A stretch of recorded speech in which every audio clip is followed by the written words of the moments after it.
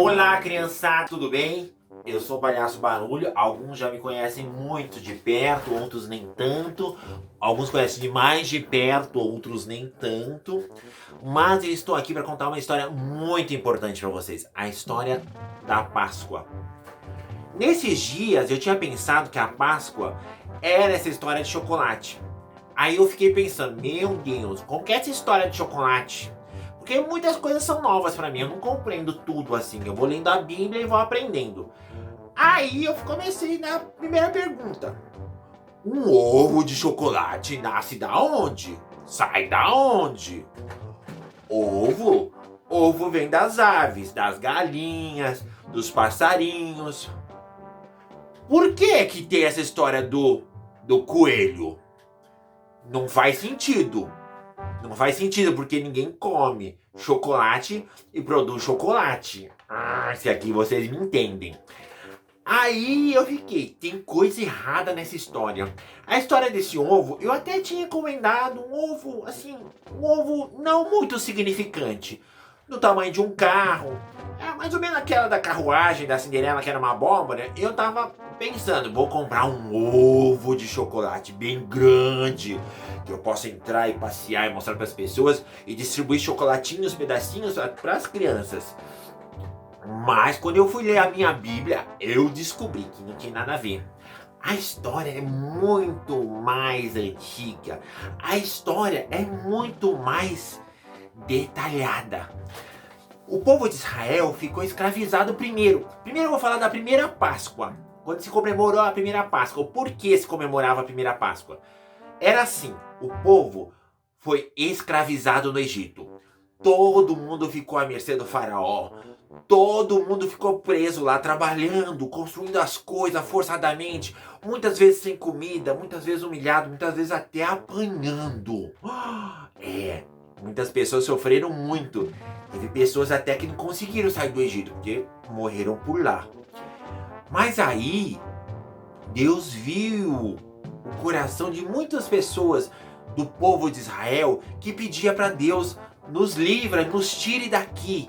E Deus levantou uma pessoa, levantou Moisés. Primeiro tem a história de Moisés que eu vou contar outro dia para você, que é uma história muito interessante, porque que ele foi parar com o príncipe do Egito. Mas nesse momento eu só vou abordar que Moisés foi chamado por Deus para tirar o povo do Egito.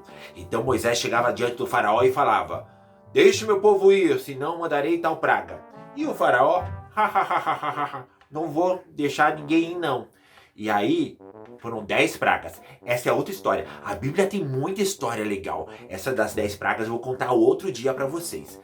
Mas, passada a última coisa, que o faraó não obedeceu, ele sofreu muito, porque a última era a morte de todos os primogênitos. E ele tinha um filhinho. O filhinho dele faleceu. Nisso, ele estava muito isolado e falou para Moisés: pode levar esse povo embora. Leva todo mundo daqui. Não quero ver mais. E Moisés pegou o povo e começou a sair do Egito. E foi caminhando. Até que, no caminho, eles se depararam com o Mar Vermelho. Porque nesta história também já começa o faraó mandar todo mundo perseguir. Vou perseguir esse povo, vou matar esse povo. E decidiu correr atrás do povo de Deus. E o povo de Deus caminhando lá, caminhando. E Moisés levando eles com um cajado na mão. De repente chegou na frente do Mar Vermelho. Fazer o quê? Mas Deus, tão poderoso, fez uma coluna de fogo. Essa coluna de fogo impediu os soldados do faraó de chegar perto do povo de Deus. Foi quando Deus falou para Moisés assim: abra, toca com teu cajado as águas que o mar vai se abrir. Eu acho que foi um dos grandes milagres que aconteceu em toda a história da humanidade. Moisés tocou assim pela fé e o mar, ó, abriu. E o povo de Deus foi caminhando por meio do mar. E a Bíblia diz que eles passaram a pés secos pelo Mar Vermelho. E aí, a coluna de fogo se desfez e os soldados vieram nas suas carruagens, né? Carruagens perigosas, bem rápidas. E o povo de Deus passando a pés secos. E quando o povo de Deus passou, e ainda os soldados do faraó estavam ali no meio, o mar fechou. No que o mar fechou, todos os soldados foram mortos ali. E o povo de Deus passou. Essa é a primeira Páscoa. Então o povo de Deus, depois disso, todos os anos lembrava da Páscoa, que significa a passagem que o Senhor fez na vida do povo de Israel. Mas vamos correr a história para frente e eu vou contar para vocês agora o que se tornou a verdadeira Páscoa. Toda vez que era chegada a Páscoa, havia toda uma celebração de sacrificar um cordeiro, enfim, para entregar a Deus como adoração, expiação dos pecados. Tudo isso era feito nesse momento, como uma celebração. Mas Jesus, 3 dias antes, ele já dizia que ele era o cordeiro, que ele ia ser o cordeiro, que ele ia entregar-se por nós. Jesus, 3 dias antes, foi levado, foi entregue pelo seu amigo, né? Seu amigo Judas, que a Bíblia trata, que o traiu, entregou ele. E aí você já sabe a história, que ele morreu na cruz por nós. Ele não merecia, mas ele se fez expiação dos nossos pecados, dos nossos erros. Ele foi para a cruz como uma ovelha que nem faz barulho nenhum ao matadouro. Essa é uma história muito forte. Neste dia que Jesus morre, olha o que acontece na terra. Há um grande terremoto na hora que Jesus fala assim: Pai, nas suas mãos eu entrego o meu espírito. Houve um terremoto. Um terremoto bem gigante em toda a terra. Toda a terra escureceu. E as pessoas que estavam ali presentes não duvidaram mais. Falaram assim: realmente ele é o Filho de Deus. Mas essa história da morte também de Jesus tem muitos detalhes. Eu vou contar um outro dia também. Tô querendo falar da Páscoa, que Páscoa é domingo agora. E você não ponha os seus olhos em ovos de chocolate, que isso não tem nada a ver.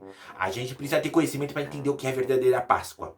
Jesus, quando morreu na cruz ali, todo mundo se sentiu um pouco assim desolado, apesar que alguns falaram: não, realmente é o Filho de Deus. Mas muitos pensaram: meu Deus, eu vi ele fazer tantos milagres, eu vi ele alimentar uma multidão com 5 pães e 2 peixinhos, eu vi ele ressuscitar pessoas, eu vi ele cortar o fluxo de sangue daquela mulher que 10 anos sofria, sangrava. Só porque ela tocou o manto dele, ele realmente é Deus. Ele morreu. Mas Jesus havia dito antes que em 3 dias o templo seria destruído, a religião falsa seria destruída, a religião daqueles que faziam, ó Deus, mas o coração delas não condizia com isso. Ele falava que realmente em 3 dias ele reconstruiria a fé, o verdadeiro valor da ressurreição, o caminho da salvação, porque ele se tornou o caminho. Ele disse: eu sou o caminho, a verdade e a vida. Ninguém, nem adianta chamar outra pessoa, não existe ninguém que possa levar você a Deus. É só Jesus mesmo. E ele se tornou a primeira pessoa que, depois de 3 dias, colocaram antes... O corpo dele foi colocado no sepulcro. Era tipo uma rocha grande, assim, tinha um buraco e tinha uma pedra que eles rolavam, assim, que era uma pedra, tipo uma porta. Ficaram soldados ali, mas no meio da noite, a pedra do sepulcro rolou. Os soldados adormeceram e nem viram isso. Mas quando estava raiando o dia, assim, as mulheres foram para passar perfume no corpo dele. Chegaram lá no sepulcro, estava vazio o sepulcro, e só tinha um anjo. O anjo olhou para elas e falou assim: quem vocês procuram entre os mortos? Ele não está mais aqui. Elas ficaram surpresas. Ele ressuscitou. Mas ainda, diz que Maria saiu de lá como todo ser humano, pensando: pode ser, pode não ser, mas eram muitas evidências que ele havia ressuscitado. Mas quando ela sai, ela olha um homem no meio um jardineiro. Ela vai até ele, mas quando o jardineiro olha para ela e chama ela Maria, ela falou assim, ela não teve dúvidas que era Jesus, e fez Rabone, que significa meu mestre, meu senhor. Rabone, você ressuscitou. Na hora, ela quis fazer tudo aquilo que a gente não está podendo ultimamente, que era abraçar, beijar. E Jesus falou assim: não me toque ainda, pois eu não fui glorificado. Por quê? Porque Jesus ainda subiria aos céus, seria glorificado e reconhecido nos céus, o primeiro homem que subiu aos céus.